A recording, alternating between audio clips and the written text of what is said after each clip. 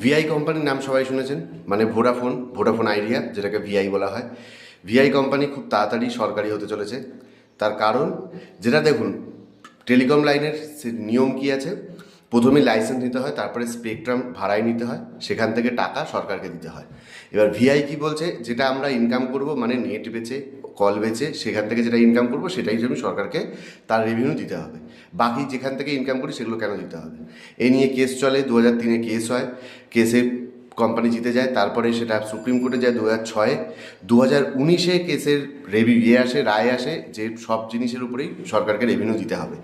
এবার 13 বছরের টোটাল যা টাকা ডিউ ছিল সেই টাকার উপরে ইন্টারেস্ট লাগিয়েছে, সেই টাকার উপর চার্জ লাগিয়েছে, তার উপরে ইন্টারেস্ট লাগিয়েছে, টোটাল 58,000 কোটি টাকা এখন ভিআইয়ের উপরে চার্জ এসে গেছে।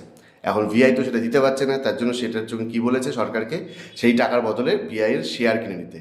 এবার সরকার শেয়ার কিনতে কিনতে কিনতে কিনতে আজকে 49% শেয়ার সরকারের হয়ে গেছে। আর 2% যদি কিনে নেয় তাহলেই ভিআই সরকারের হয়ে যাবে, মানে নতুন বিএসএনএল আসতে চলেছে। এটা কে কে জানতেন কমেন্টে লিখে জানান।